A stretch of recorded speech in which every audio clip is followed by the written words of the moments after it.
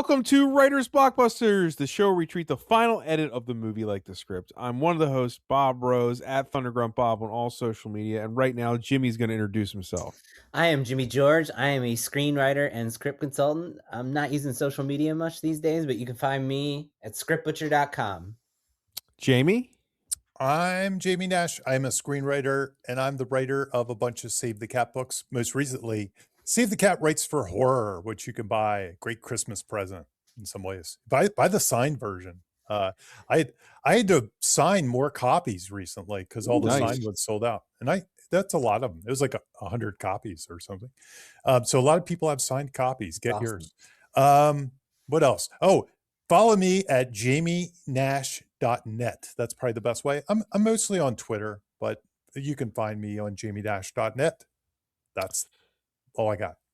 Cool. Okay, first, before we do anything, I just want to say to anyone who's wondering where we've been, if we ever go, we had 2 hiatuses this year. Mm-hmm. If you're like, I wasn't even going to say that, Jimmy. I was just going to say, Jimmy got arrested again. Yeah, he keeps going to the clink. They don't let him podcast. Drunk and ranting about premise delivery. Yeah, he gets so worked up. But yeah, like if anyone's ever wondering why we're not putting out episodes, it's always a good reason. We want to do this. Yes. So we're not like we didn't give up. Basically. No, there's no plans to stop. No. Yeah, that's basically why I'm bringing this up. There's no plans to stop. We've kind of already had the lack of success that would make us stop. But so we've powered through that. We powered through that. So what could possibly make us stop? Yeah, exactly. Yeah, right. Right. So I just wanted to say if there ever isn't episodes coming out, just assume we're having a personal issue or something like that. It's actually we got so disheartened by the script notes book that came out that we decided what's the purpose? What does it matter? The WB merger got us so depressed we just didn't want to move on. All of it. Right. All of it's so depressing, honestly. That's right. Listen to our Electric State episode for more. Yes. Anyway, today, this is our last episode of the year, and it's our episode right before Christmas. So during our hiatus, I think I said to you guys, it's got to be a Christmas movie. Mm-hmm. And I think it was just basically Jamie goes Elf. And we said fine. Just trying to start shit back up again. I've seen Elf so many times. I was like, me too. Of course. We all know Elf, and it's one of those movies that's become so like popular that more than I ever would have imagined since it came out. It's one of our last quote unquote classics. Classics, yeah. It's one of the last ones, right? If you don't count Fred Claus, I do not count that movie at all. I could rant about that movie, but I'm not. Before we get into our discussion topics, we're going to go around and just say something personal about our relationship with Elf. Who wants to start? I'll go. Yeah, go ahead. This movie came out at a time where I was in the trenches I worked retail Christmas for 17 years. And this was in my early days of the mall madness. And so I remember it well. We got to do Jingle All the Way at some point. Oh just my God. So that definitely has, that stole a lot of my capacity for Christmas joy and Christmas cheer. 17 Black Fridays. Right. And but I remember this movie being a huge phenomenon, like in the moment, at the mall. You know what I mean? Yeah. Like everywhere, everybody was all about it. And that's my one little tidbit. 2003. Take us back. Or don't. Jamie? Yeah, 2003 is interesting because I started screenwriting dabbling 1998-ish, I think. And I sold my first script around 2003, 2004. So, and I was doing comedy and high concept comedy and stuff. So Elf was probably the type of thing I wanted to do. Though, honestly, mine were probably more like old school and less like Elf back then. I don't really remember seeing Elf in the theater. I know I did. I have no, I can't even say the first time I saw it, I was like, I like that, but it didn't like oh, this is a classic. I'm going to Yeah. watch this every year. It's become a classic recently, and the one personal moment that I'll take this to, during COVID, my sister did that thing during COVID where you could rent a movie theater for like $60 and invite all your friends. kind of thing. Awesome. Yeah.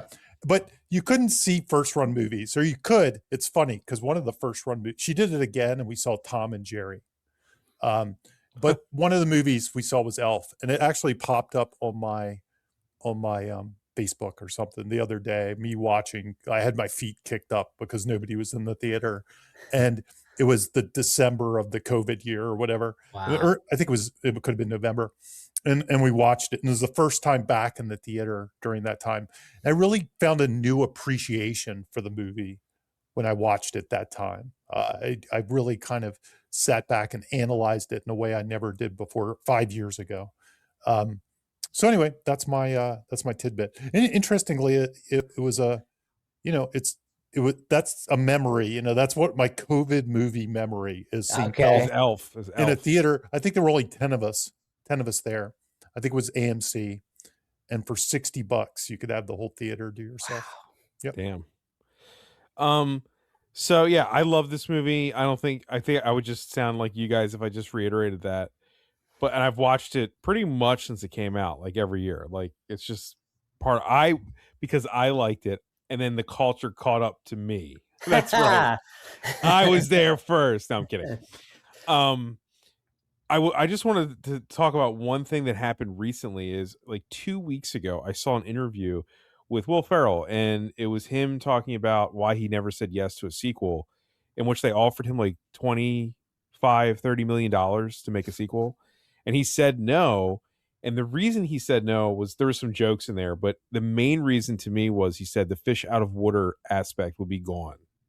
Mm-hmm. And it's a writing thing. The reason that he said no.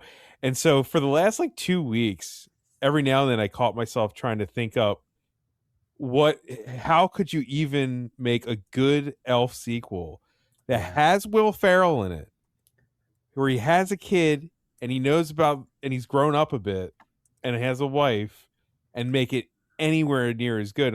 Every time I try to come up with a premise, all bad. I mean, like, I'm not a genius or anything. I'm just saying that, you know what I mean? With that criteria, it sucks. Mm-hmm. And Will Ferrell knows that. So, So there was a draft out there, and I think you could probably find it. Probably wasn't great. So Script Shadow reviewed it years ago. Yeah, I didn't know that. Yeah, and the premise was, I'm going to read the premise to you. Several years after becoming a viral sensation in New York City, Buddy and his wife decide to move to the suburbs to raise their daughter, where Buddy encounters an entirely new set of life obstacles, right? So in the review, it becomes like this kind of family drama about fatherhood. That's what it was. No. And it didn't feel right at all. Like, it was like, why would anybody want to see this? Like, it's not even what this movie's not. It's about. And it's weird because Script Shadow was almost mixed. Like, he could see the quality of the writing. Like, it almost felt like the draft was an attempt to get Will Ferrell on board. And it was actually written by Scott Armstrong, who did Old School and The Hangover 2 and all these other movies. And he said it has a lot of good jokes and stuff like that, but it doesn't feel like Elf at all. Like, it's like, how is this Elf? He's like kind of become less Elf at that point. You can't go backwards and make him new to the world. It made me think about what we talked about. What you just said made me think about, I didn't put tensity on this talking point, but we talked about with the tensity exercise that once a character arcs, their tensity goes away and they stop. They often arc out of tensity, right? Like, he's no longer unaware. He's no longer the elf in a human world 5 years from now. You know what I mean? 20 years from now. We always talk about arcing and knowledge. Buddy, now, he's not he seems like an idiot, but he's not an idiot. Right. He has he's no longer the fool. He knows that the world isn't obsessed with Christmas and everything. Like, he obviously would have also visited the world when Christmas wasn't happening. Yeah. But there's just no good way to like the thing you just read, Jamie, sounds not good. Yeah, and I think the It doesn't. direction it went was that he was It's a Will Ferrell comedy. he was an elf Yeah. dad. You know what I mean? So he's Mhm. pouring, like he's eating the crazy meals and acting Still goofy doing it, yeah. and embarrassing his daughter. So he tries to be normal is kind of like the purpose of the script. I think Okay. that was the way, that was what I think where the Gotcha. comedy came from, is he's trying to be a normal dad, like, Dad, you're so embarrassing. Why can't you be normal? And that's what the movie's about. Gotcha. But I don't know if I don't know if I would buy Buddy 20 years later acting like that. I don't know. Yeah. So Either it's way, good that I there's just wanted to only bring one. that up because I have been, ever since I saw that interview, I was like thinking about like, yeah, there's no way to do it good. It would just be sad. Yes. It would just Well, be it sad. would be Disenchanted, basically, which I never saw. I never saw that. But like, I didn't want to see Disenchanted. You know, I loved Enchanted. I didn't want to see her suddenly be just as miserable as us. Well, right. Okay. Well, Jamie, who wrote this shit? Oh, wait, let's do box office first. Sure. Or Rusty. Sorry. Oh, well, sometimes we flip it up. It would be all I know, good. but we used to do box office, then start the Yeah. thing. Yeah. So this movie made off of a $33 million budget. Worldwide, it made $220 million worldwide. It was number 20 as far as the worldwide box office. I think it's number 7 domestically in 2003. Some of the movies around it are Scary Movie 3, finished at 19th, Jesus. like almost neck and neck. They almost made the same amount of money. Scary What a Movie time. 3. God. American Wedding was number 18 and beat it out. 3 comedies so far. Yep. Number 17 was Too Fast, Too Furious, which really basically a comedy. which really established that franchise. Yeah, no, the first movie wasn't quite and the juggernaut that it maybe the kind of most went notable title in film history. on. Yep. Love Actually was 16, which surprised me. Whoa. I had no idea Love Actually made that much and money. Elf came out the same year. I didn't know. Yeah. If you would have told me Love Actually made more money than Elf, Yeah, I I would wouldn't have have been shocked. believed it. Yeah. And it's worldwide, so that must be why. Hulk, Brother Bear, The Village, Charlie's Angels, Something's Gotta Give, and Bad Boys 2 fill out the top 10. And I'll just skip to the number 1 movie that year was Return of the King, Lord of the Rings, Return of the King. Yeah. Finding Nemo and The Matrix Reloaded. And number 4 was Pirates of the Caribbean, The Curse of the Black Pearl. I actually, if you would ask me internationally, I would have thought that finished even higher. Yeah. And just to our comedy thing, Bruce Almighty was number 5 worldwide. Bruce Almighty made $484 million in 2003. Wow. Yeah. Jesus. Fun note that I learned for this episode is that this movie was in development for 10 years, and when it was originally in the 90s, the number 1 choice was Jim Carrey. Oh, he would to be Buddy. Yeah, but I mean, it worked out for the best. I actually think Will Ferrell's better suited. Jim Carrey. Totally. I love Jim Carrey. Don't get me wrong. So I think he's better suited. Yeah. So going into the who wrote this shit a little bit, we can.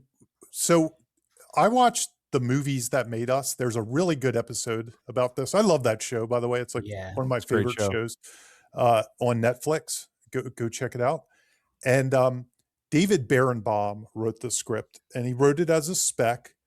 And it's weird the way the Movies That Made Us kind of made it out to be. It's really weird how it starts, and that show's edited kind of funny. Like you almost get the feeling that sometimes they sacrifice a little bit of the truth for the joke or how they want to edit it. And the way it started out was that he optioned it to a company that wanted to put Chris Farley as the lead. Oh man. And the show almost, like if you watch that show, they almost make it like that's a huge mistake. Like obviously we wouldn't want Chris Farley. I think Chris Farley would be pretty good as Elf. Dude, he would be great. Yeah, I think he's very suited to Elf and that type of humor. But I don't think it would be a totally different movie with him. When a movie's like turns out to be this good, Yeah, any brick moved out of the foundation, you always got to say, well, right. yeah. It wasn't like they said they wanted James Woods to play Elf or something like that. I mean, Good Lord, yeah. I was like Chris Farley's pretty good, but the way the tone of that show goes, and that would have been a horrible idea. Luckily, David Berenbaum, that never happened, and the movie fell out of option. But if I was David Berenbaum and they told me Chris Farley was going to play Elf, I'd be like, sign me up. I'd be like, that's amazing. But anyway, that's so it was a spec script. It was his first script. Or at least his first script that sold. It probably wasn't his first script. It's interesting. His career after that isn't huge, but you can almost see, like, especially back in 2003 when I wanted to break into screenwriting, like this was like my dream, was to sell a spec and then get that immediate bump to where you were getting these kind of assignment gigs that would just drop in your lap. You know what I mean? So his next movie was, and by the way, that never happened for me, but so kudos to him. So he did Elf as a spec script that got made, huge hit. And then he got The Haunted Mansion, which came out in the same year. So it kind of shows you the 1-2 punch of the career back then. Like you'd sell the spec and immediately you would get almost your next gig, which would be a big gig like The Haunted Mansion at the time. And then Zoom was his next movie. That's the Tim Allen superhero movie, right? Yeah, jeez. And then and then Spiderwick Chronicles in 2008. Okay. They're all, look, I don't want to insult any, it's not his fault, but they're all kind of like known to be middling, right, forgettable kind of affairs, No, like between The Haunted Mansion and Spiderwick Chronicles, those are probably high profile productions. I'm not sure that Zoom they totally were. Yeah. They didn't connect like Narnia did or something, the Spiderwick Chronicles, but they were still probably like Haunted Mansion is Eddie Murphy, right? Haunted Mansion's Eddie Murphy. It's around the time of Pirates of the Caribbean. Yeah. I'm sure it cost a ton of money. It was very Spiderwick was in the wake of Lord of the Rings and Harry Potter. Exactly. And that whole boom and stuff. And Zoom came out when, I don't know if you guys remember a really great movie called Sky High. Yep. Yes. Bruce Sky Campbell. High rules. Yeah, Bruce Campbell. Bruce Campbell. Dave Foley's in that, yeah. Zoom was kind of the Armageddon Deep Impact of Sky High and Zoom. Yeah. And then he did, his most recent movie was a movie called Strange Magic, which I'm not familiar with. Either. Let me see if there's anybody clicking on it. Gary Rydstrom was the director. Evan Rachel Wood, Elijah Kelly, Kristen Chenoweth. I don't know it. Looks like a kid's movie. Is it animated? It might be animated, in fact. Weird career. Yeah. Goblins, elves, fairies. Goblins, elves, fairies, and imps, and they're missing. So it has elves. Maybe elves is the thing that he was. That they were like, get the guy who made Elf. Right. Yes. It said, if you click on IMDb upcoming, it says Frosty the Snowman. Oh. Yeah. Yeah. Though who knows how long that's been on. Been there. Yeah. Yeah. I have one on there. Like I have an upcoming. It was from like 15 years ago, or something like that. It's just gonna be that way forever, huh, Jamie? But also, like, look, in the long run of things, dude, you wrote like a movie that's pretty much gonna be immortal, right? Yeah, absolutely. I mean, he wrote a movie that people are gonna watch in droves every year. Yeah, who cares? Yeah, I always be so lucky, right? You're legend. I have a whole rant on this. Like, a lot of people like to take snipes like failed screenwriter or such. No. And I'm like, dude, do you know how hard it is to have one of the biggest movies of all time, a classic Christmas movie, not biggest movie box office, but just classic Christmas movie. Cultural impact. To even have one thing that even scratches at that is far from his failed screenwriter. I always bring this up because a lot of times, with the Save the Cat stuff, Blake Snyder gets the failed screenwriter. Like, oh, this is a book from a failed screenwriter.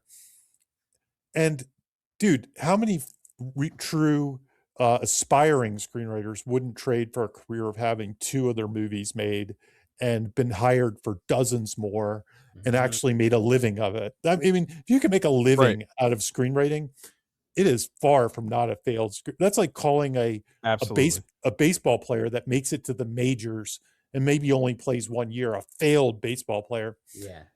Are you kidding me? It's like so hard to do that. They're like almost like weird gods, you know, that somebody, if you meet somebody that played Major League Baseball, it's like, I mean, they're incredible, you know? So yeah, I'm not much for the failed screenwriter kind of thing. Not that this guy even approaches it with the movies he has. Yeah. Obviously, if you made a top 5, like if you made a top 5 Christmas comedies, this is there, no doubt. Yes. But this is there. Do you think if you made a top 5 Christmas movies, people would generally put Elf in there? Like just Christmas movies. That's a big category. I think so. You think people would generally do that? I don't know if I would personally, even though I love it. I think I would. That's why I think I would. Okay. That's I why almost thought about bringing that to the table. Our tops. Our top 5.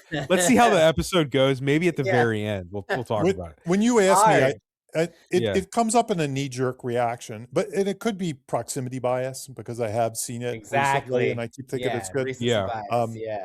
But sure. But yeah, if you told me somebody wrote the Spiderwick Chronicles and that's all they wrote, I'd be like, wow, that's an amazing career. You wrote the Spiderwick Chronicles, let alone Elf, you know? Like, it was in the theaters. Yeah. It was wide release. A wide release, major motion picture, and you were the screenwriter of credit on it. I'm like, here's wow, the thing. You're a unicorn, basically. I saw all 4 of this guy's theatrical releases in theaters. Yep. Wow. So see, there you go. So when I said that, I guess my opinion of the other ones wasn't as high as I had hoped. I didn't hate any of them. Yeah. I couldn't tell you anything about Spiderwick Chronicles, though. I don't remember very well. I just know I went to see everything back then. I would say this is the kind of career most screenwriters have in some ways. Yeah. Something that looks similar. Like the one guy I always think of is the guy who wrote Galaxy Quest. You know, Yep. He kind of has like 4 movies, 2 of which are really good, and then the other ones not as many or something like that. So anyway, we talked about him at the Galaxy Quest podcast. Go check that one out. Yeah. Okay. Let's talk about full triumphant genre. We've mentioned this in the past. Yeah, and mainly I just put this one on so I could do my favorite thing and talk about Blake Snyder genres. That's the yes. Yeah, do it. Jamie hasn't locked in the AI version of him yet to just hit the button, but no. In fact, I was thinking about this. I should try to do something different with it every time and then see which one I like the best. Jamie, I don't think that we've done a full triumphant yet. There's one I think we may have done. Okay. And I'll mention it in 1 second. Hold on one. I just want to look up something here. 143 episodes, only one. Have we? Also, I was thinking, have we done a Jon Favreau movie ever? We never did like the original Iron Man. We didn't do Iron Man or Swingers. No, he didn't direct that, I guess. No, he didn't direct Swingers. No. Yeah, I don't know. So okay. So first of all, Save the Cat genres. If you've never listened to our podcast, listen to this and listen hard. Otherwise, fast forward. Fast forward for 5 seconds. Save the Cat genres in Blake Snyder's first book, Save the Cat. Most people know him for his beat sheet, which is kind of like a template. But he had this other thing called genres. And his genres were not the same as traditional genres. So they weren't like what I always say, the blockbuster genres. So, you think of those comedy, horror, sci-fi, action, drama, things like that, romance. His genres were more story patterns. And I think he was being kind of clever by saying, these are the real genres, not the other ones. I wish he would have just called them story patterns or something like that. Right. Story recipes or what. The He code gave it is a little something. confusing for sure. It's very confusing because I don't think one rules out the other. I think they work in tandem. They're separate ideas or concepts. Get the kids interested. Call them story vibes. Story vibes. I like it. Yeah, I like there you it. go. Yeah, no, that's a better name, honestly, than genres. So the ones we've gone over, like I have a book, one of them, I have a book about Monster in the House, which is the horror genre where there's a monster, a house, the main character's trapped in, and the house can be like anything from the world to someone's body or somebody to a haunted house, like The Shining, like a hotel or something like that, or The Conjuring. And then a sin that brings about the monster.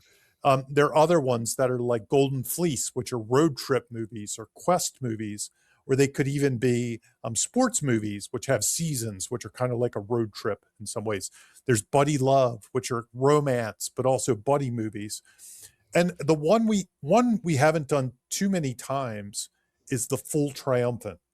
And that's what Elf is. And Elf is such a good full triumphant. Yes. I almost think it's the best example of full triumphant. Like it should be used in the book as an example. Yeah. Right? And honestly, I think the best example, does. I can't remember if he was writing the book but it does seem like it.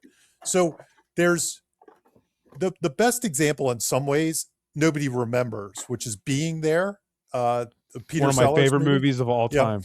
But because of our modern age, people don't go back too far. Right. You know Being There. But if you know Being There, that's like the quintessential example. And please watch Being There, please. Yeah, it's like the great one. The one I think we did on this show was Legally Blonde. That's a full triumphant as well. Yeah. So a full triumphant has 3 elements. One is a fool, and the way it's described in Save the Cat, a fool whose innocence is their strength and whose gentle manner makes them likely to be ignored by all but a jealous insider who knows too well. I don't know. Does this have an insider? Jealous insider. Yeah, I don't know that this one has a jealous insider. No. It doesn't have anybody like, I know that's an elf, it like if they had put a Jack Frost character in or something, or right. If there was somebody at the store who was like, Buddy got a promotion and I want the promotion. It's usually a character like that. I don't think this one has quite that. Or maybe if there was an evil elf that came with him or followed him or something. Something like that. From the North Pole. Something like that. Some kind of rival. In the book that he emphasizes the establishment as the antagonism. So I mean his dad is Yeah. His dad would do it. Yeah. So that's the second element is the establishment. And that's the people or group a fool comes up against, either within their midst or after being sent to a new place in which they do not fit at first. Okay. So that's the establishment. So it's usually fish out of water stories. Yeah. And then last but not least, a transmutation in which the fool becomes someone or something new, often including name change that's taken on either by accident or as a disguise. That one is a little weird here.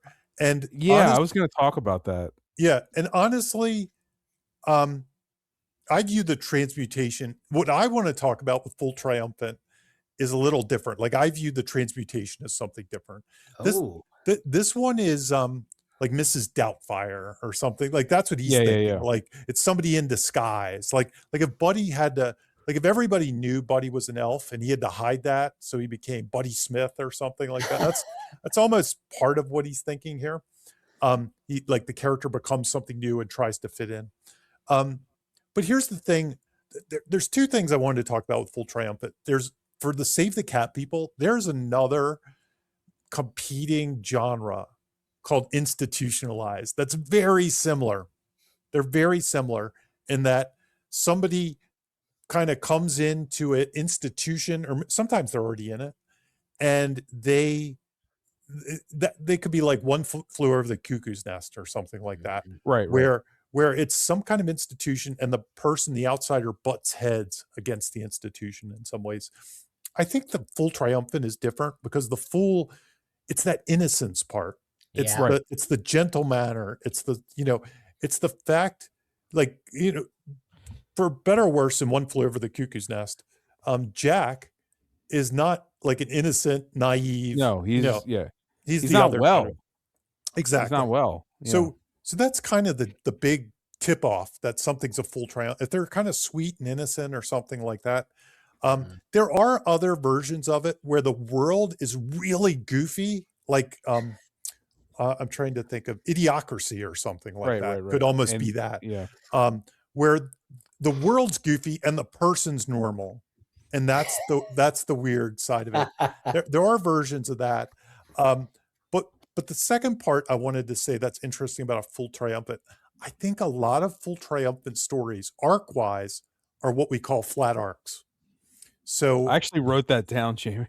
oh, cool. Yeah. So the hero usually that transmutation of the hero changes the world around them, but they don't change. The world wants them to change, and it makes them feel like, there's tension because they won't change, because they're trying to hold on to the innocence and all that stuff. Right. But the world wants to beat that out of them, but they don't. And then they kind of win over the world, and they change individuals, and sometimes the whole world around them changes. And those people are the things that learn a lesson. And I think many, many, many full triumphant stories are flat arcs. And if there is an arc with the main character, and this goes back to another kind of trope that we talk about, or kind of a guideline, is there are really two types of arcs. To care more and to be more confident. And then we have our corollary to work as a team is kind of the thing. Yeah. And I do think sometimes in full triumphants, like Legally Blonde, the person becomes more confident. He becomes more confident here. And he becomes more confident. He learns that he belongs. Yes. So I think Santa accepts him and says he's an elf. And I do think there is kind of an arc in being confident. Like, could you argue that he's pretty confident early on in some ways? As I've said in other episodes, like, to me, this borders on what you're saying, Jamie, but it also borders on him just learning that, like, Santa just telling him, like, no, you're an elf, you count. Yeah. Yes. It almost feels like he's getting information and not changing. He's just like, oh, really? Like, he just needed to know that. And that's kind of what confidence is. That's not him changing on the inside. Yeah. He's always felt like he was an outsider, and right. He couldn't build the toys as fast in the beginning, and he felt bad about that. He felt guilty because he was always behind as a toy builder, and he never was as good as the other elves. But by the end of this story, he's confident. He knows he's not an elf, but he knows he's kind of like better. I wouldn't say better than the humans, but you know what I mean? He's kind of got the way he's morally grounded, and his naivete and his inner innocence is actually a strength, not a weakness. Yes. But he's still him. He's still the guy that we met. He's still the guy we met. He's still the guy we met. But yeah, the guy we met after snapshot, he would make the same choices and do the same thing. Yeah. But I think in the end, he feels less like there's a problem with him. Yes. Yeah. Exactly. Accepted. So anyway, that's the full triumphant. I think this is a great example of it for that reason. And wanted to bring up the flat arc part. This is a good place to mention this. Like David Greenbaum, I think, is in that article I sent you guys, mentioned that his inspiration outside of the Rudolph or the Rankin Bass stuff was Big. And that was one of the inspirations for it. And the two movies I wrote down while thinking about this movie were, I think it has the best parts of Down and Out in Beverly Hills and What About Bob? That's think about it. Think about what about Bob? A strange, like with the family, a stranger comes into the family, changes all their perspectives in their lives. The clashing between James Caan and him feels like What About Bob almost. You know what I mean? Like there's just, it has the DNA of a lot. Richard Dreyfuss character is very similar to the James Caan, right? I think the biggest difference in What About Bob though is that it's not the same. I'm just saying it's got DNA from it. I think you're right. I think it's a shift of POV. I think that one is from Richard Dreyfuss's POV. Yeah. And this one's from the fool's POV. That's the difference. Like imagine if this movie started with James Caan and we saw it through him, and this weird elf came in. This guy comes in. Yeah. Yeah. It just shifts it that much that turns it into something a little different. Turning his whole family against him. You could argue though, Bob. That would make a good movie. We should do that episode. But you could argue Murray elf. Bill Murray actually arcs in that movie, but like in Down and Out, he doesn't arc. He just is this mysterious character that changes everybody and then leaves pretty much. Yep. You know? Yep. Mm-hmm. Yeah. I don't know. And Big, obviously, I think it was the innocence of it all. He's a child, and you know. But that wasn't me. That was Barenbaum that said that. I mean, I don't think we clocked it as this, but Uncle Buck, in some ways, is a little bit. Yeah, it has hints of Full Triumphant a little bit as well. Yeah. Let's talk about the unconventional Before World. This is mine. It's pretty great that we did Rudolph last year. Was it? Yeah. Or was it 2 years ago? I can't remember. It's something that I was when I was watching this, I was like, man, like, so okay. What is a Before World? Just for anyone listening, we never talked about it. Some people call it the ordinary world. Some people call it just Act 1. I call it the Before World because it's typically when we meet the character and what their world is like before they get locked into the problem that they need to fix by the end of the story.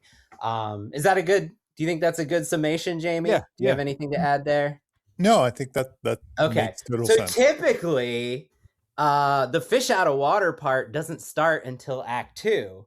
What's interesting about this movie is he is a human in an elf world in his Before World. Like, he is a fish out of water from the second we meet him. I think it's very interesting. It sort of fast tracks the rooting resume. You know, all that stuff we talk about with getting rooting interest in a character is like piled on so organically from like frame 1 for the first 20 minutes of this movie, simply because he's already a fish out of water. And just, are there other movies you can think about that is a good example that we could learn from? I didn't write anything down. Where the Before World isn't our world, and it's well established, and then you have somebody not fitting in there. Gosh. Yeah, it's very cool. I mean, if anything, it's just a testament to how efficient this movie is. Yes. Because you don't question the North Pole at all. It just works. Yeah. I don't know. Nowhere near as cool as this, but in a weird sort of way, like the Matrix is, you know, or something like that. A little bit, yeah. It's not that the character doesn't fit in, but he is a little different. Like, he's the one that can see the difference, or something. You know what I mean? He's kind of figured it out. It made me go like, I wonder if there's a strategy here. Like, what I learned is like, it immediately just fast tracked all the stuff we usually have to preach, that people have to work hard to pile on those rooting interests. It's just the fact that he's a fish out of water from the moment we meet him. It's very cool. I wonder if we tracked a 40-year-old virgin, if it would feel like this. You know what I mean? He's already like naive to sex. He has no friends in every frame for the first 20 minutes. It would probably feel very similar. Yeah. Or maybe it's inherent to the Full Triumphant pattern. Yes. Yeah. Right. But it was just interesting. It stuck out to me. I don't really have much to say about it. I'm trying to think of an example. It's hard, man. Yeah, it's hard thinking of it. Like, because everything I'm thinking about people that travel to different worlds, like Back to the Future or Wizard of Oz or things like that. But Marty's definitely not a fish out of water. No, in the 80s, not at all. Yeah. You know, what about Army of Darkness?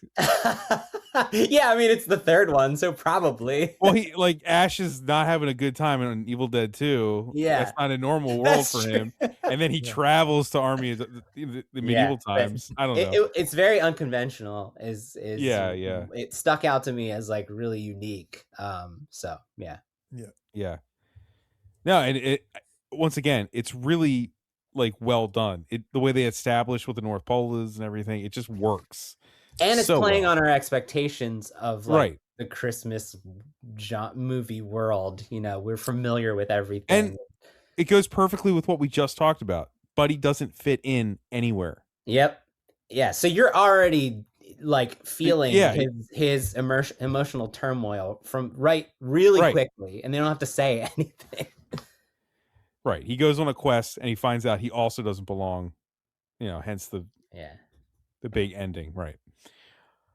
Is that all you had for that? Yeah, that's all I had on this one. welcome to the Upside Down world. Yes, I'm so excited that we get a second one. So, okay, we've only talked about this once before, and that is the substance episode. So, I noticed in the substance episode, and I'm trying to codify it now, like the first beat in Act 2 of an arc plot Hollywood cheeseburger.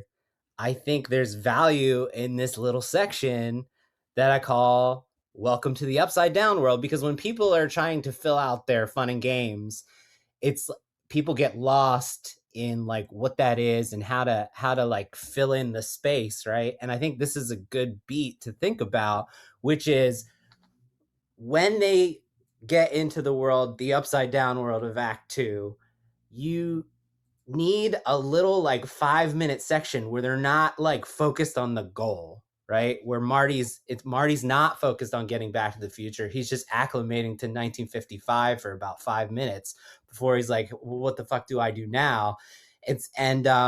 In the substance, it's right after she gets injected. She's walking around with her new body and everything, and it's crazy. She's not trying to figure out how to navigate what to do next. And in here, we get this great section when he's just in New York, and he's not like trying to find his dad. He's just like experiencing being an elf in a human world, and he's having lots of fun. It's from 18 minutes to 22 minutes. So it's a 5-minute section. Bob, last time we talked about this, you riffed on like a bunch of great examples of this. What, for this movie? No, of this type of thing. Welcome to this section is dense with both setups and payoffs, actually, right? Like this has the gum, which is set up earlier. This also is the greatest cup of coffee thing, which comes back, so it's functioning. It's doing a lot of work. It's functioning as something else. It's not just him doing completely random stuff. Yes. The revolving door thing comes back. Like a lot of it is reused. It's establishing things for later. Yeah. So it's like it's functioning as like, and also the department store is kind of established, right? Because doesn't he go? That's when he gets sprayed in the mouth and everything. So they're making it do multiple things, but ultimately it's just it's a section for us as the audience to like really feel what it's like for the character to be in this upside down world before we're worrying about the hero goal, obstacle stakes, urgency, all of those story DNA things. And I think that now that I'm looking for it, I'm seeing it as a very common and valuable little section. Because like when I'm reading scripts, like everybody's so goal focused that the second they get into Act 2, their character's like, what do I have to do to like overcome the story problem? You know what I mean? And we're not getting like 5 minutes of this. So yeah. You got to give the character a minute to look around and go, whoa, or whatever. Yeah. Or be horrified or be amazed. It's the first day in Groundhog Day where we know that Phil is in the first day, but he doesn't know he's in the first day, the same day. And like Jurassic Park, when they get there, they're not trying to like, they're just like, holy shit, this is insane for like 20 minutes. You know what I mean? So until the plot kicks in. Yeah. So. You got to let the saturation of where they are happen. The tourism, I'll call it like the tourism section. You get to like see the sights until something important. Touring the upside down world is a good way to code it. Right. That's good. Yeah. Okay.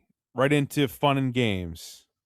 That's sort of what this was. It's sort of what it is. The one thing I wanted to mention, just kind of briefly, is an issue I have with a lot of clients I work with, or even people I teach, even students I teach in the college level or in webinars, is they get to the fun and games section. And the fun and games and the Save the Cat beat sheet is the beginning of Act 2, the part we were just talking about. And they get to that part in their outline and they write a montage. And they go, oh, I'm done. That's it. I wrote the montage. And this movie has a great montage that's very similar to what my clients, I mean, not that this great, but similar to what a lot of my clients will do for the fun and games montage and think they're done. They'll be like, okay, it's the promise of the premise. The promise of the premise means, really, in my opinion, the promise of the premise, it's really the promise of the log line or the log line in action. So if the log line is, an elf goes to New York City to find his father.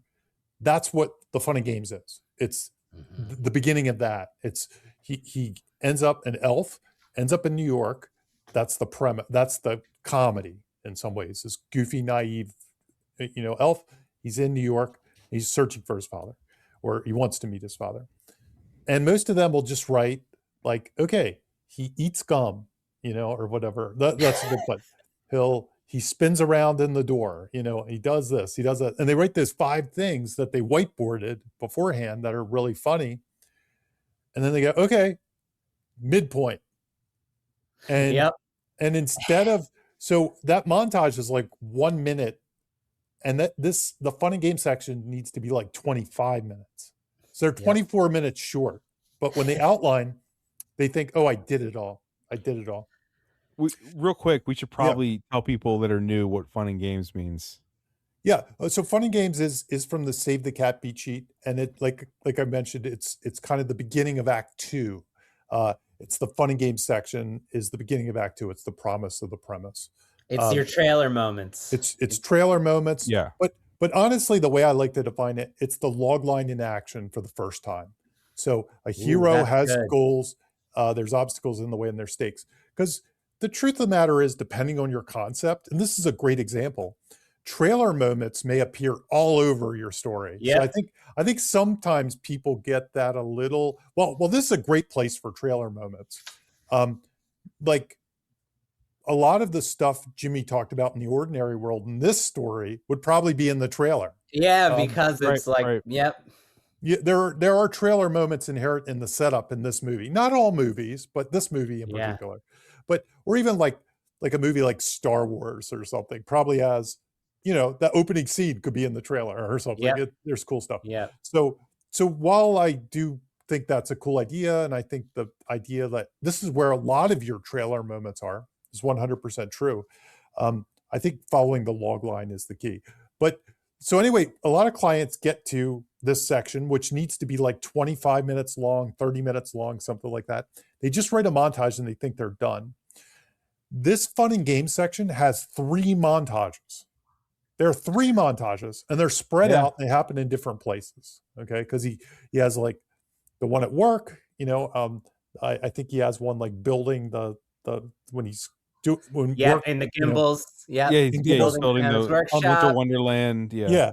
And there's a ton of stuff that happens in the fun and games. So this is really what I want to say is like, if you peg the midpoint as kind of like, and I didn't really do the Save the Cat beat sheet for this. I think there is one up on the Save the Cat. I think on the official site they have one. Yeah. I think the midpoint's probably around the time when James Caan invites him to the house or somewhere around there. It's probably something like that. It shifts a little bit. It morphs.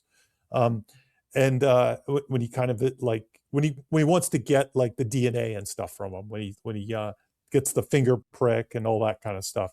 I think that's the shift, because it suddenly goes from this kind of, I wouldn't say episodic, but kind of looser buddy at work, buddy trying to influence his dad, to kind of a tighter, narrower plot.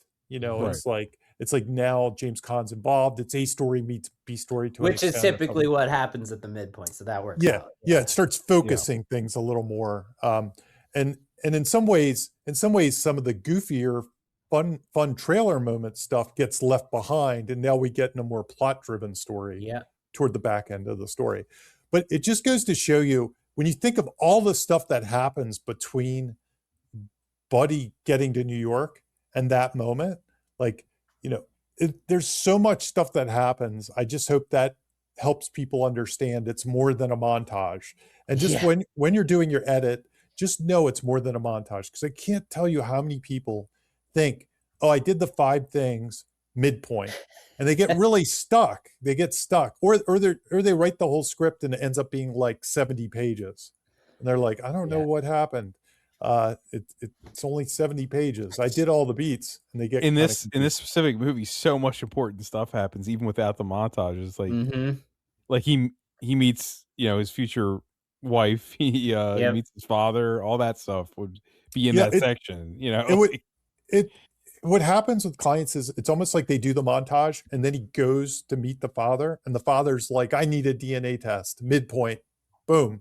And it would be like skipping all the other Like stuff. it's not. He doesn't have to press his father. He just says, "Fine, we'll do it right now." Yeah, Like, we do it yeah, now, or something like that would happen. right. His father So- just believes him enough off the bat.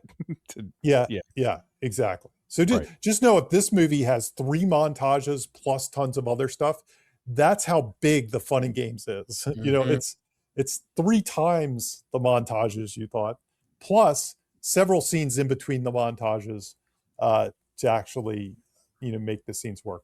Now, I didn't put it on the thing, but the montages here are great, and they're almost like the example of the level. I feel like a lot of scripts I read, when they get to montages, they're almost like phoning it in at that. Writers phone it in at the montage. It's like lots of summarizing. Lots of summarizing. But you really want to aspire to make them as good as this. You want people to read each bullet of the montage and think that's great. That part that they just summarized here, that is a great little scene. That's so clever. You almost want to hit those things in your montage. Like, don't phone in your montage. That would be my advice. Don't phone it in. And you want progression of jokes and stuff. You know what I mean? Like there's like an escalation. There's an escalation. Yeah, for sure. Go listen to the Trey Parker song. It'll help. He literally describes a good montage in the song. Yeah. Yeah, right. Blind comic obsession. Yes. This is mine. We've talked about this many times. This is a Robert McGee comedy lecture, I think, Jimmy. Yeah, is that right? I went to a Robert McGee comedy lecture in like 25 years ago. Yeah. Almost when this was made. Right? Yeah. Before this was made, for sure. Yeah. And Jimmy's the one that introduced me to this idea.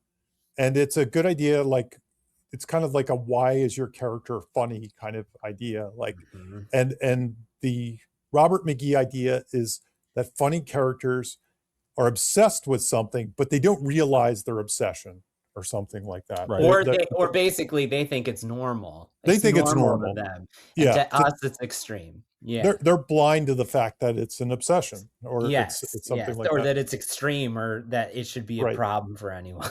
And there's a couple ways you could describe Buddy's blind obsession. I feel it more than I can put it in words. There's more than one, right? Yeah, in some ways you could say he's obsessed with Christmas and all things Christmas. The Christmas Santa, spirit, Christmas, you could say the food thing. The food, the sweets, candy. Yeah. Kindness? Exactly. Kindness, yes. So when they bring up Santa and he's like, Santa, and everybody's looking at him like, what's wrong with this guy? Like, that's a perfect example of he's reacting to Santa like you're supposed to in the North Pole. Right. But then similarly, his innocence and naivete could also be, it's hard to say that's an obsession, but that it's the same thing. He's blind to the fact that it's weird, right? Yep. So that's what I meant. Yeah. When he's eating the gum and stuff like that, to him that seems like a normal reaction, and that's what makes it funny. Is he has no idea that's weird, and we're watching it. When he's spinning in the door, to him that's completely normal. What else would you do in a door like that? But to the rest of us, it doesn't make sense. He buys his father sexy lingerie. Yeah, so you segued. We can go right into the next one, because that's why I put this on here, Bob. The comic misunderstandings. Yeah. Because you just described one. Like we recently been talking about this this tool that's like one of the most basic low-hanging fruit comedy tools that I've never even thought it was worth codifying for people. But it's not like I came up with the code. But we talked about it on Uncle Buck. She thinks she's hearing him doing some sexual craziness, and he's just trying to fix broken the washing dryer. machine. Right. Yeah. And basically watch an episode of Frasier. Yeah, it's all like Three's Company. But, I mean, it's so much. Yeah. It's so many comedies are like solely using this tool. But I think that since Speaking to Jamie's Full Triumphant, like his whole journey, the comedic engine is his lack of awareness. Like his whole journey is a whiteboard of how it's like the writers were like, how can we play with all the possible ways to explore Buddy's comedic misunderstanding, right? And it's just like one huge list where, and so to like bring it down to basics, it's like the audience is aware of what's happening and the character's awareness is different. And that difference, their lack of awareness of like what we're seeing is what makes it funny. It's the comedic tension. So like I'm gonna go down the list. You can riff too, Bob. You said I said the lingerie. I probably say him pouring the liquor into his coffee cup mug. Stuff like that. He you know, right from the top, like when his dad tells him he's human, he's like, when Papa Elf tells him he's human, he's like, I thought I had a glandular problem. Right, yeah. The mailroom job, like Buddy thinks it's like going to be a magical place, and we know it's a shitty mailroom, so it makes it really funny. He doesn't know how to talk to Jovi or ask her out, so he says like, do you want to eat food? The world's best cup of coffee, right? That entire thing is an exercise, is a whiteboard of comedic misunderstandings. Might be my favorite joke in the movie. Yeah, and they double it. Seriously, they double it down. They run and gag it, right? They joke pretzel it. The Christmas Graham, like Buddy is just there to see his dad, and there's like two comedic misunderstandings happening simultaneously. Right. The other characters think he's a Christmas Graham, and we know that's not true. And Buddy thinks he's genuinely meeting someone who wants to meet him. And the clashing of those comedic misunderstandings is what's funny. The Miles Finch elf, right? Like that's another double comedic misunderstandings, because Miles Finch is used to people disrespecting him for his height and marginalizing him. And so he thinks Buddy's being an asshole. He legit does. And Buddy legit thinks he's an elf, like, and he's like, cool, like one of my buds from the North Pole. He's praising him, he's assuming he's insulting it. It's like, the clashing of those two intent. comedic misunderstandings is what makes it extra hilarious, right? So that tool is being used from both characters' perspectives. Right. The passion fruit spray is one of my favorite gags in the fruit spray. The gimbal Santa, everything there, right? When he actually thinks Santa's coming, so he's pumped. And so like when and it's the clashing of two characters' misunderstandings, right? The mall Santa guy, Artie Lang's character, fucking Artie Lang, man. God, I know. I was like, yes. With a nose. Oh my God. Like, there's his nose. But anyway, nose, like it's just like the Miles Finch, right? Like his character has a comedic misunderstanding that Buddy's just being an asshole because he's used to people doing that to him. And then Buddy is genuinely pissed and insulted and thinks he needs to out this guy. He's not Santa. So that clashing of misunderstandings is what makes it funny. The evil box, right? He calls his dad. He's like, is this an emergency? He's like, yes, the box is making weird sounds. Noises, it's evil. Right. I think, I mean, it's like so much of the movie. You could argue like him not understanding what a restraining order is. Him doesn't. He's like, it worked out okay. They gave me. He doesn't know that he's destroying property.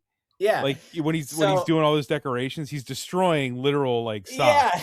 You know, he doesn't know that. Yeah. But I put this on here because if you're out there and you've heard us talk about it a few times, and even though I'm saying it's like low hanging fruit, if you're trying to like learn how to wield this, if you're trying to use it in your own stories, this is a great movie to watch and just see how many different ways they play with that tool and use it from multiple characters having comedic misunderstandings at the same time. So it's not just Buddy's lack of awareness, it's other characters' lack of awareness simultaneously. So it's a great example of how to use this tool in a variety of ways. Absolutely. It's why we're talking about this movie over 20 years later, right? Yeah. Okay, premise delivery, the how-to. So what stuck out to me as much as the subversive before world is that I think for what stands out the most is this is just like a monument to premise delivery, and Jamie talked about it earlier when he was explaining like it's the promise of the premise, the log line in action. Jamie, you were basically, in other words, describing what premise paint is, right? Do you have more on how to define what premise paint is? Because that's important to this. Yeah, well, in some ways, premise paint is it's kind of like taking like the old thing and applying new paint to it or something like that. Yeah. So if you get, in this case, it's debatable what part is, I guess the Rankin Bass is sort of it's debatable, like, is the quest for the father like the trope, and the Rankin Bass It's human and it's buddy, fish out of water, human in an elf world, elf and human world is both right. So yeah. you kind of do both colors. There's two different things that kind of clash in some ways, and then you could take that paint and you can say, well, what does it look like when an elf comes to New York City? And then you can also say, what does it look like when New York City is affected by an elf? There's like paint both ways. You can kind of mess around with it in some ways. So yeah. So I have like a basic, I've talked about it before, but for anyone who's never heard it or as a refresher, I have a very simple formula, which is like, you figure out what that premise paint is, right? This is the color. This is what my movie is. And you say, how do you deliver on the promise of the premise? You take something ordinary or mundane or a trope that we're familiar with, and then you spray premise paint on it, whatever is unique and specific to your movie. And that could have a lot of variations to it to make that specific enough. And when you combine the two of those things, it's impossible not to get a premise specific idea. And so I'll run through a bunch, and Bob, Jamie, you guys want to riff if something comes to mind, but there's so many. Snowball fight. Yeah, the snowball fight, right? That's a scenario, right? Like, you take an ordinary snowball fight, you paint it with the elf premise paint, you get that amazing snowball fight. We'll start with just people, right? If you're building a character, an ordinary children's book writer plus the elf premise paint, you get Miles Finch, right? A little person who's marginalized for the way that he looks, clashing with an elf who assumes he's right. That is an actual elf, right? Yes, that is so specific and unique, and really only works in this movie. And that's what you're trying to. The goal is to mine your ideas and to just keep chiseling away until they're as specific as possible using this exercise. So the same thing, you take an ordinary love interest and you combine it with elf premise paint. You get Jovi, who's a cynical retail employee suffering through the Christmas holiday season. It's like a self-accepting elf falls in love with a dejected elf. Yes. Something like that. Yeah. You know what I mean? Yeah. Playing with that. Right. How can I find a love interest that's so unique and explores my movie so specifically? And it's using that premise paint until you paint it just right. Places, the mailroom, right? You take an ordinary mailroom and you spray it with elf premise paint. You get Buddy coming down there. This place reminds me of Santa's workshop, right? And he basically turns it into a dance party where everybody's having the best time and nobody's getting anything done. Right. You take an ordinary tourist souvenir, right? Like the Empire State Building miniature, and you combine it with elf premise paint, you get the Empire State Snow Globe, which is the compass for Buddy's journey, right? And when you see that, you understand what this movie's about, just in a single image. Scenarios, you get the what does it look like? What does an elevator ride look like with elf premise paint? Right? Buddy's pressing all the buttons until they look like a Christmas tree. What does a family dinner look like? That's like one of my favorite. I have an exercise that I give to my clients called the Thanksgiving dinner, which is like, if you workshop your story enough using the premise, you can give us a dinner that exemplifies what your movie is, and every dinner scene is different based on the premise. And this is a perfect example. Right, the sugar. Right? The sugar, he's putting the maple syrup on it, and then the breakfast we get a breakfast scene where he's doing the M&Ms, and he's making them lunches with spaghetti noodles. It's almost like a payoff too, right? It's like, here's how this guy eats. Here's how this guy cooks. You know, like, Yeah. you know, how bad is it when he cooks? And There's one. there's a great. There's Go ahead. one scene that I always thought should have been edited out. Is that my only criticism of this movie? But I was thinking about this, Jimmy. The one scene I always thought should be edited out was him getting attacked by the raccoon. You know, Because that has nothing to do with Christmas. It doesn't have anything to do with Christmas, but then it kind of occurs to me when I was watching it now. I was like, but it does have to do with him entering our world and New York. Yep. Because the animals in his world are all like Yep. Rankin Bass animals. And so that's his first encounter with the real world animal, which attacks him. So I was like, all right, never mind. I'm taking away my criticism. It makes sense. It does make sense. Yeah, it makes sense. But yeah, that would be premise paint, technically, because he's entering New York. He's a Christmas elf who's only ever known those. Right. For him, everything is extraordinary. And the last thing we saw him do magic, was say goodbye to a bunch of claymation animals. Exactly. So, yeah. There's another version of this, the inverse, which is mundane magic in the North Pole. Right. For Buddy, it's mundane that these animals are claymation, but for us it's magic. So it's like mundane magic, right? The animals in his world are magical, but to him they're mundane. So yeah, and there it just goes on and on. You can do this with dialogue too, right? An ordinary profanity, son of a bitch, combined with the elf premise paint is son of a nutcracker, which is a line of dialogue that really works best in this movie with this character, right? I have a shirt that I wear on Christmas that says son of a nutcracker. But yeah. So if you're out there, so like, the reason I bring this up, and I've brought it up so many times, this is episode 143, we probably talked about it 100 times, is because this, for me, as I was learning screenwriting, it took me about a decade to really understand that this is the job.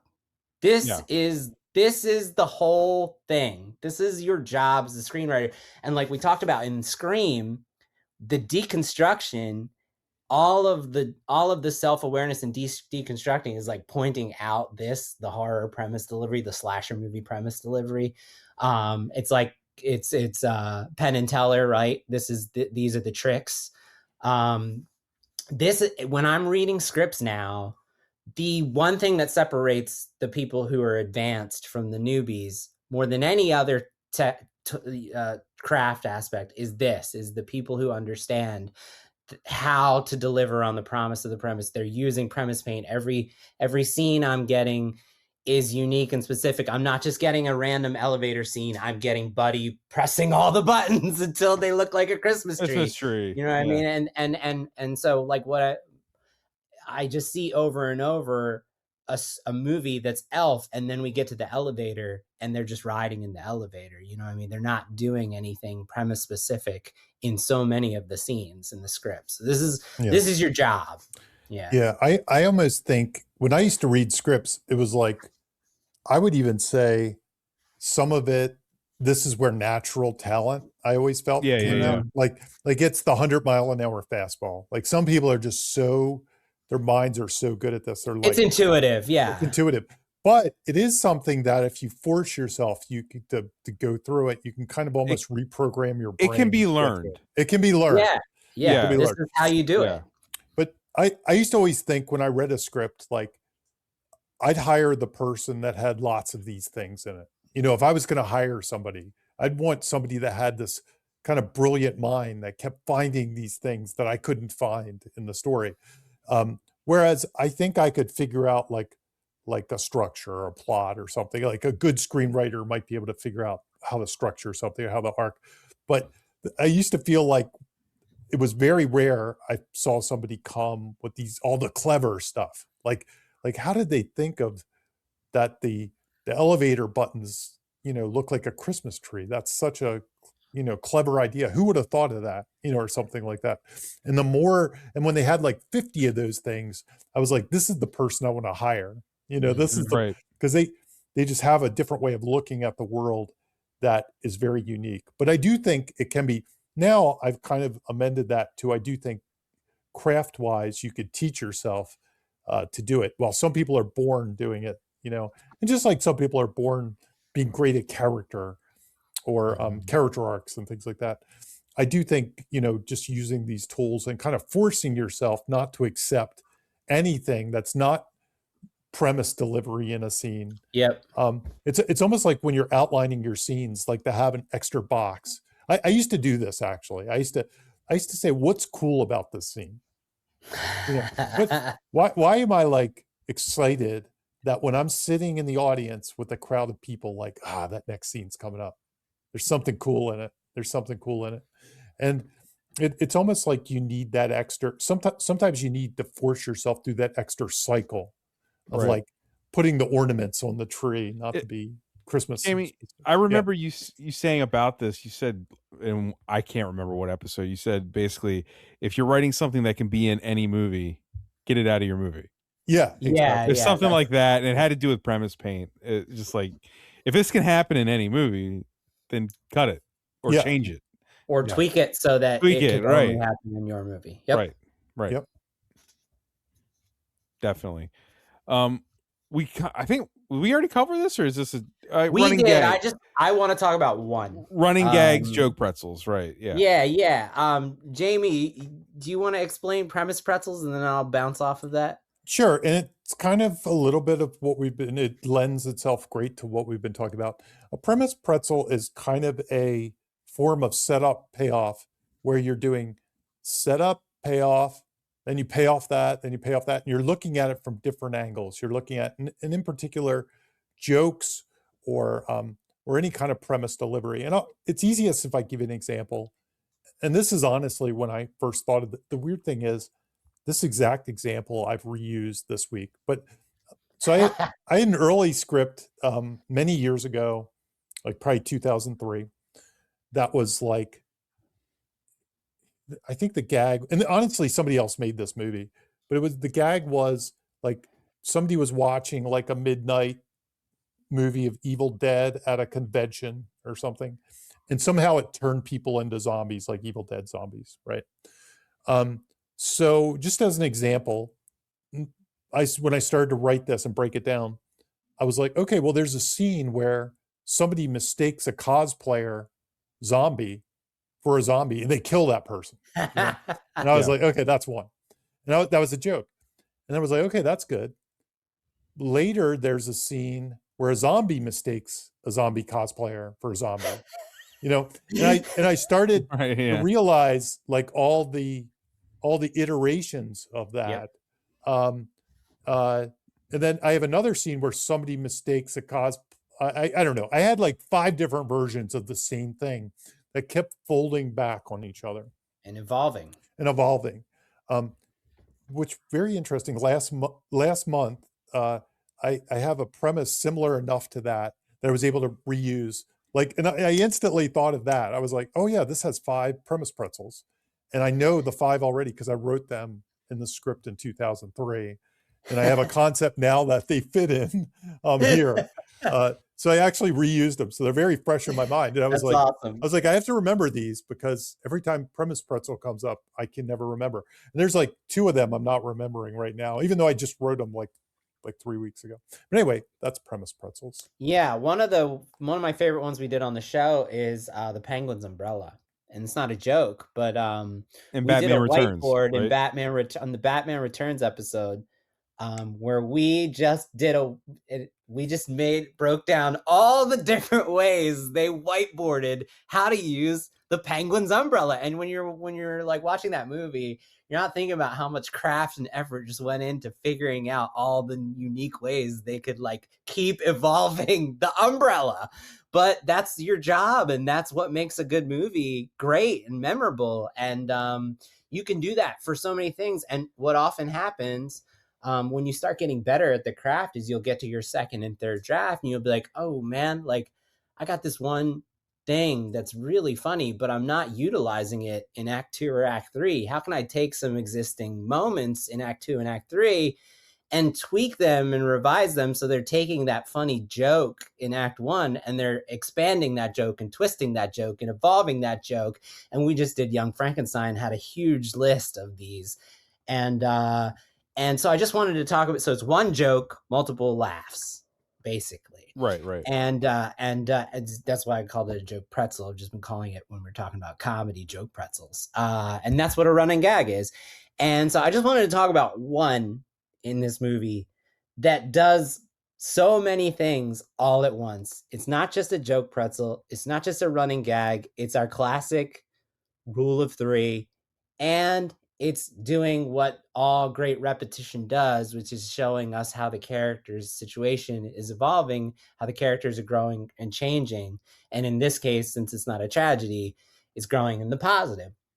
So, and that is Buddy, huge Buddy sitting in his dad's lap. Right. There's three. It twists twice after the first one, which is, the first one is Buddy sitting in Papa Elf's lap, and he's just massive, and it's hilarious. It's a hilarious thing to see. And the middle beat is Buddy is sitting in his human dad's lap, Walter's lap, James Caan's lap, and that is really funny to see. But it's also showing us how the character's situation is evolving, right? And then the third one is in the end, Buddy is sitting in Papa Elf's lap holding his own baby. Right, yeah. So it's doing a joke pretzel, it's doing a running gag, it's doing the rule of three all at once, and it's nothing needs to be said. There's no lines there, there's no dialogue, but you feel it.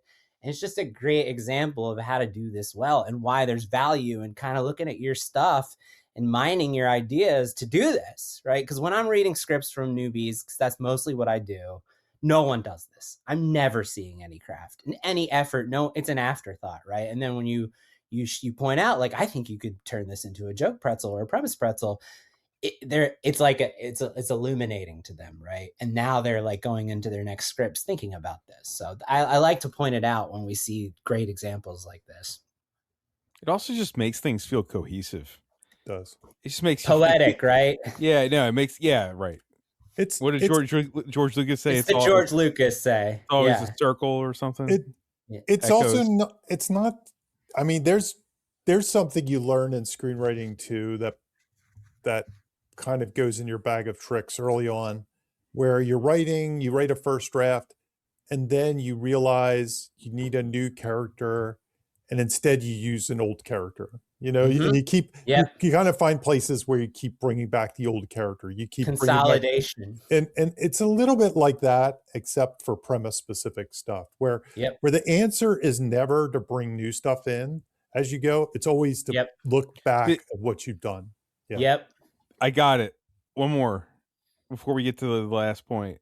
My other criticism of this movie: they should have established the New York City park rangers earlier in the movie. With Santa. Maybe in a previous edit I could believe that they had something. When you know what, he probably, when he was he's warning Buddy of all this stuff to watch out for. I bet there was a version. You think there was a version where Park City Rangers, stay out of that. Like, every time I watch this movie, that's the only thing where I'm always like, I just feel it feels like it comes out of nowhere. It comes out of fucking nowhere. Like, it's obviously a ridiculous thing that they're all this. They're like Lord of the Rings wraiths.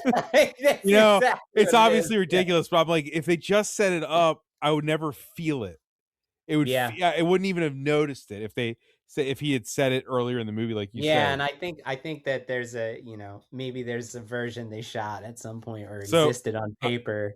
I'm removing my raccoon criticism and I'm adding my New York Park Rangers criticism, which is it's a great movie. I'm kidding. The Not So Secret Weapon. I mean, the reason that I put this on here is because I've actually used this example over and over on the show. I love when it combines, right? We finally cover the movie of the example I've used, like when we finally got to the Jaws episode. So this is something that we've discovered over the course of the show that's sort of inherent to the arc plot Hollywood cheeseburger story that is most of what we cover and what this movie is. But it even shows up in mini plot too. We've done plenty of mini plots where I feel like this has popped up. But it's a specialized person, place, thing, or scenario setup that the hero uses in the climax to help them succeed. It's not just a Chekhov's gun. It's the most important setup. And typically it's like buried. It's not obvious. Right. And if you can disguise it, all the better, right? Crossing the streams. It's Luke using the Force to blow up the Death Star in Star Wars. It's crossing the streams in Ghostbusters. It's the oxygen tank in Jaws. It's Dutch using the mud camouflage in Predator. It's the dead and buried Alt-verse Doctor Strange in the Multiverse of Madness. Omega-13. The Omega-13. It's most recently, it's the thorned tree branch in Weapons, and it's the violin tune in Young Frankenstein they used to seduce the monster. And in this one, it is singing a Christmas carol. It couldn't be more premise specific. So kudos, they went the extra mile. Singing Santa Claus is coming to town. The best way to spread Christmas cheer is singing loud for all to hear. So if you're trying to learn this technique, or if this is the first time you're listening, you've never heard this technique, this is a great example of how to use it. Like, they bury it early on when she's embarrassed by her singing, and he says, they kind of bury it, right? Like, he says, the best way to spread Christmas cheer is singing loud for all to hear. So it's perfect. It's perfect. It's perfect. It's perfect. Yeah, no, that brings us to the end of our topics. Real quick, because we said it off the top of your head, Jamie, give me your top 5 Christmas movies, and not any ones that are like. Yeah, I'm not going to give you like the ironic, the Die Hard. I'm not even going to Die Hard. I'm not even Die Hard, Gremlins. Like, we love them, but Die Hard, Gremlins, Batman Returns, Shane Black, leave those off. Like Christmas movies. So A Christmas Story would be up there for me. Okay. Just because I've watched it so many times as a kid. Honestly, I would probably put number 1 is what we did last year, Rudolph the Red-Nosed Reindeer. It would probably be number 1 just because I watched it so many times as a kid. After that, I get a little fuzzy. I'm just wondering, like, they're the 2 that came to mind real quick. And that's why I think Elf would be on there, because it does come to mind. Let me think of other ones. Like, I'm tempted to put A Christmas Carol of some sort up there, but I don't personally have a definitive, like, I know some people say Muppets Christmas Carol, some people say Scrooge. Mine. Yeah. I don't have a definitive one. I feel like one should be on there, but I don't have a definitive one. Don't go into peer pressure, Jamie. Yeah. I don't know. I just feel like, because that story is important to me. But honestly, the one I remember like the most is like the creepiest, like old black and white version of it. Alistair Sim. Exactly. Like that's the one that hits me the most in some ways, but I've only seen it like twice. I haven't seen it 100 times like some people have. I've grown a fondness for the Albert Finney musical. Okay. Over the years, I admit that. Yeah, it's not my favorite, but I like it a lot now these days. I feel like there must be some other ones on there because I'm such a Christmas. That's 4 technically. Yeah, I've only written 4 Christmas movies. You can say one of your movies. You're allowed to. I won't do that. Okay. All right. I'll have to think about another one, but they're the first 4 that came to my head. Okay, he has one more to go, Jimmy. Okay, I got an advantage because I got to sit here and think. You got to sit here and wait. Yeah. Mm-hmm. Okay, this is pretty easy. You don't have to be in order. You can just say 5. I went ahead and put them in order. Okay. Okay. All right. Number 5 is the Grinch. I mean, I'm a sucker for all of the old ones. Number 4 is Rudolph the Red-Nosed Reindeer. Number 3 is A Christmas Vacation, which I watch every year. Yeah. Number 2, I would love to do it on this show someday. The Night Before. I fucking love The Night Before. I watch it every year. Saw it in theaters. Loved For my generation. Yeah. The Night Before. My wife and I watch it every year. It's for my generation. So sad that it didn't ever hit. Dude, it's great movie. I love it. And then number 1, Home Alone. Damn. Home Alone. Okay. That's a good one. It's weird. I forget Home Alone as a Christmas movie, but it is. Yeah, I had an advantage because while you were rambling, I just wrote it down. There's also part of me that doesn't want to count Rudolph and the Grinch because they're more like TV specials. 50 minutes. I wouldn't count them because they're. But who am I to say? Oh well, I will say this before Bob goes, Jamie. I feel exactly the same. One year we're going to do Scrooge or we'll do Muppet. Mm-hmm. I think A Christmas Carol is my favorite story. Mm-hmm. Yeah. Yeah. my favorite story, and for all the reasons that we typically go into, and I can't wait to do it so we can talk about like how it's like the perfect recipe for like character growth and change. I And think we should do Muppet because it's like a renaissance of that dude, movie. let's do it. Yeah. God, But I see memes for Muppet Christmas Carol constantly throughout December on every I just feed I mean have. like the story itself. No, I the- know what the you way mean. I it's know. constructed is so timeless and like like formative for how we experience media. Stuff. Yeah. So yeah, Also- it's my favorite story. So Do yeah, you like Muppet Christmas Carol first, and then next year do Scrooge? Scrooged. That way you can talk about how they adapted. how it's So- yeah. you My- know, My son has been watching all the time the Jim Carrey one, and it's not bad. It's not a bad. I love that movie. It's I kind of love it's it. kind of Because- cool. It's I kind of cool. watch it every year. so- I never saw it, and then my son started to watch it, and It's funny as Yeah. hell. Yeah, I it's- think it's it's pretty really. good. I think the comedy actually is why I love it. Never seen it. Yeah. So shame on me. Go ahead, Bob. Scrooged, It's a Wonderful Life. This is not in order. It's a Wonderful Life, Christmas Vacation, Muppet Christmas Carol. Damn, I just did a Jamie. I guess I could say Home Alone 2. I'm going with 2. Oh, I'm going with 2. Despite the cameo, I'm going to go with 2. Because when I was a kid, that's despite the cameo. He's like the cameo. I know We're what going you're to. saying. I don't need to say it. But yeah, I think like Scrooge, Muppet Christmas Carol, It's a Wonderful Life, and what else did I say? Jingle All the Way. Oh man, Jingle All the Way is up there because it's insane. It's literally insane. I almost pitched that because I think we would get a Phantom Menace level bonkersness to. I did a 4-hour podcast with some friends on Jingle All the Way. Oh, okay. Well, I can do it again. I mean, we can do ours, but ours is way different. But I legitimately love Jingle All the Way. It's bonkers. Insane. It's true. There's a mail bomb joke in it. Truly love it. I mean, I love Christmas movies in general. So Yeah, me too. yeah. But so Jamie, you're the only one who put Elf in his top 5, Yeah. right? Yeah. Maybe recency bias too. And I'm looking at like best Christmas movies now, like to see if there's anything I'd put ahead of it. And I don't really see one that I put it. Home Alone is one it's one of my favorite movies. So I'd put that up there.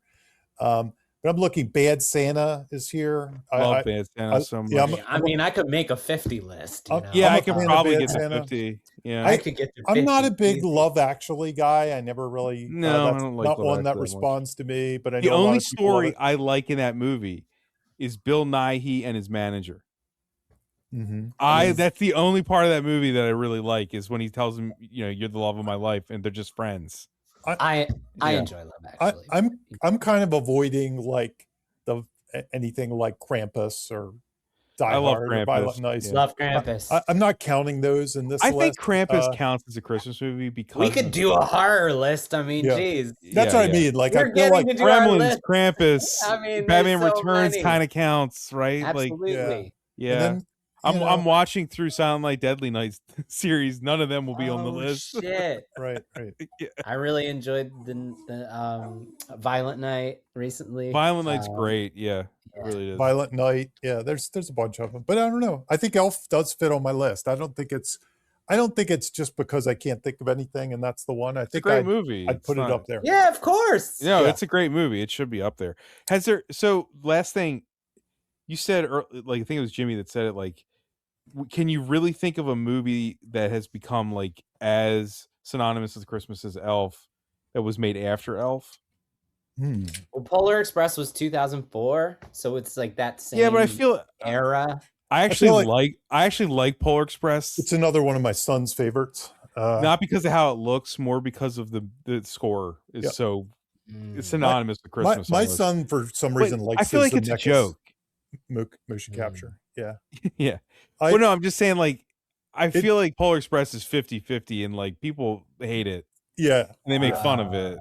It's a Okay. joke. I mean, I- 30 Rock destroyed Polar Express Yeah. a long time ago. I almost feel like that's a movie that needed some distance. Like it's probably more like now than it was then. But when it first came out, everybody was like, "This is awful. This is." No, but now I watch it sort of as like it looks in a different way as off as watching a stop motions thing. You know, Yeah, yeah. it's like as weird as watching that now. It's got its own style. Like, yeah, I agree. I agree. It's But very yeah. it's Americana. It's very not for cynics. Now, at I all. would say there's one movie, Mission Santa Yo-Yo to the Rescue. Yeah, you got to do the right. plug. Like, You're right. That I've heard is- it's great. I think that has a potential of being on this list. The next Wait, can we just talk about that Jamie has an international blockbuster? Yeah, Blockbuster. in Croatia. In right? Croatia, Russia, Lithuania, countries like that. The Right Eastern now. Bloc. Right now. Right now. This second.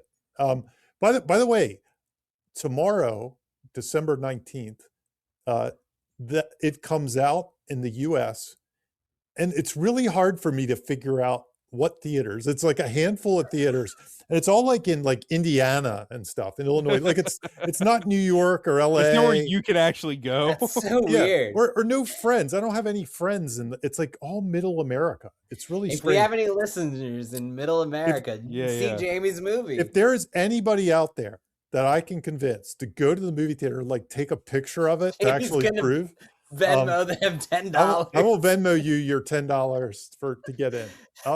I'll pay for it. Say the title again.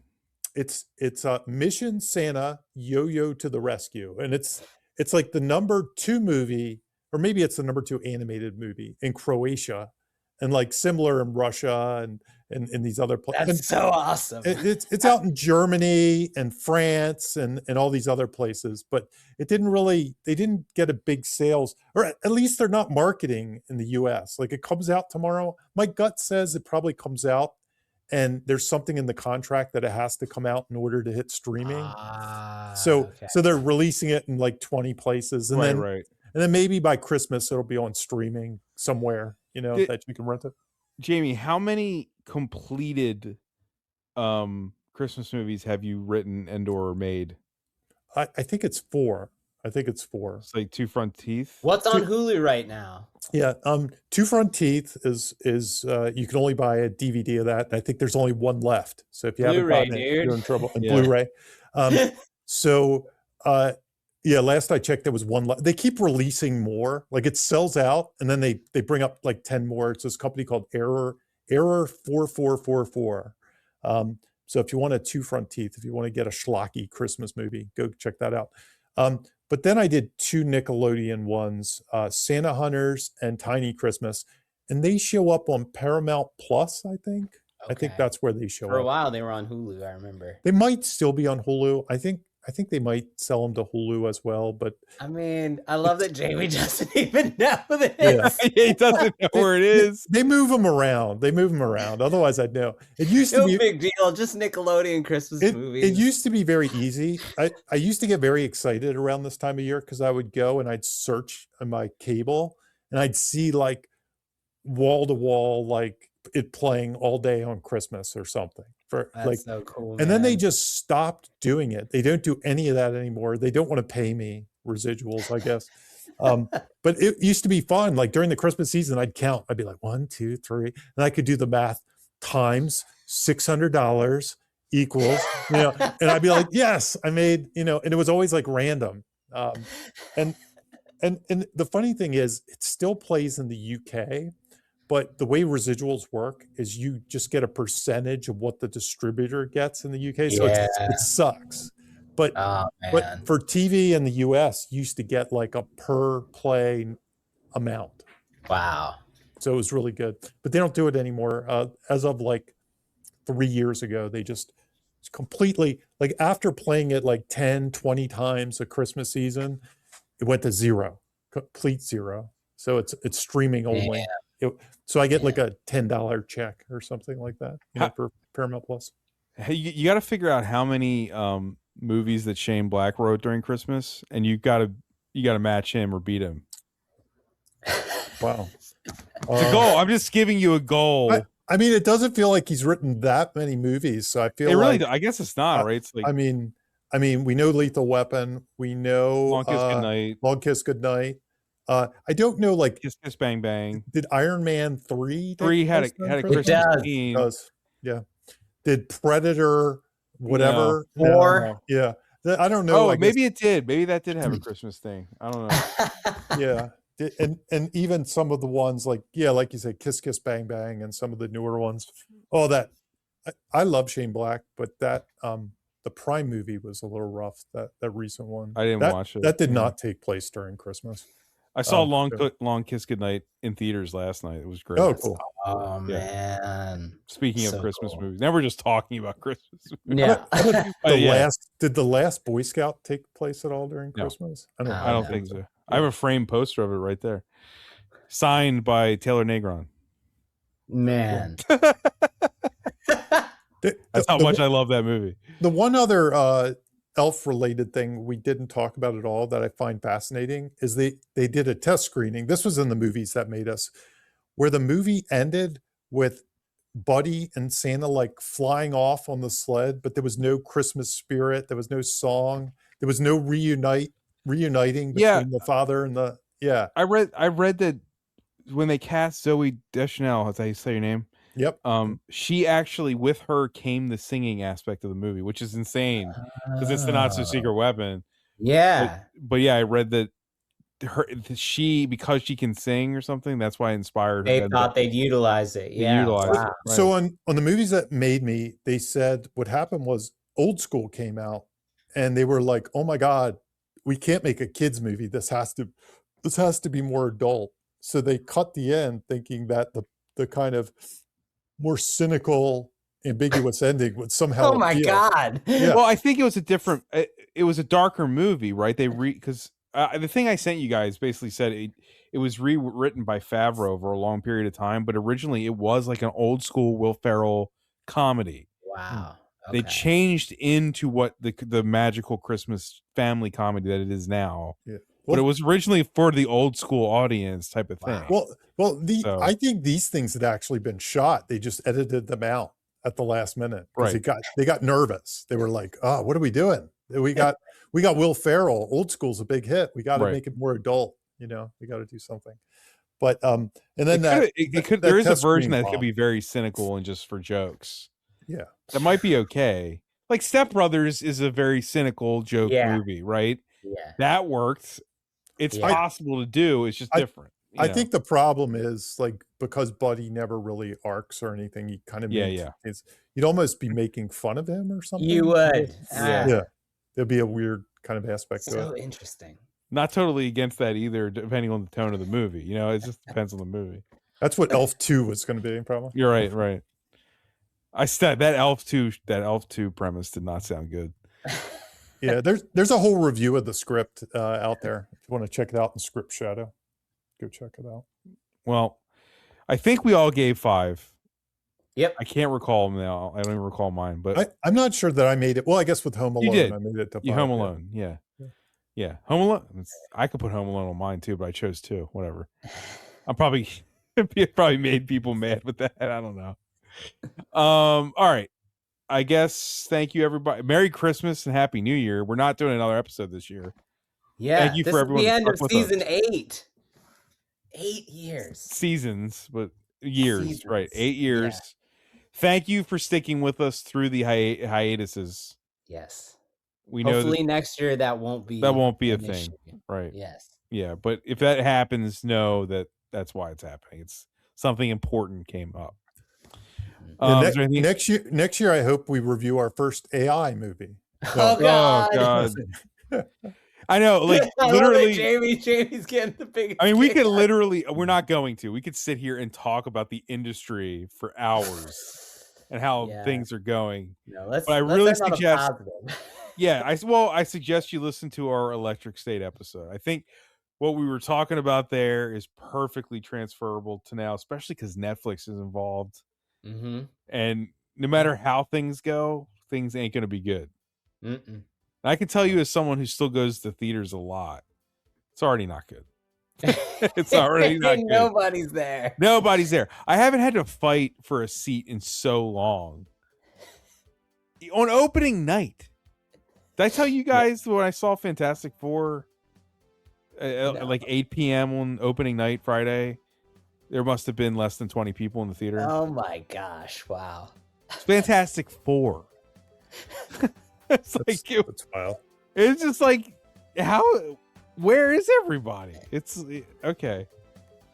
So stuff's changing. Thanks for listening, especially to those who have been here for listening for 8 years. It's awesome. And for everyone who's ever left a like, a share, or a Apple review, right? Yeah. Apple podcast review. I don't know what Apple's called anymore. Jimmy, that's your kind of thing. Yes. Is that what it's called? Apple Podcast. Okay, I don't know. That's what I'm asking. Thank you, everybody. Bye. Bye. Bye. Hey, this is Bob Rose, and thank you for listening to Writers Blockbusters. If you'd like to financially support the show, please consider joining my Patreon. I've been producing the podcast for several years completely out of pocket, and I'd like to keep producing it ad-free and no longer at a loss. If you'd like to help, head on over to patreon.com/Bob Rose Sucks. That's right, Bob Rose Sucks. And if you want the one and only Jimmy George to help polish up that writing project you're kind of struggling with, head on over to scriptbutcher.com. As a listener, you already know he's the best there is, scriptbutcher.com. You can also support the show by simply sharing it or leave us a review on Apple Podcasts. We appreciate both. Thank you for listening, and see you next episode.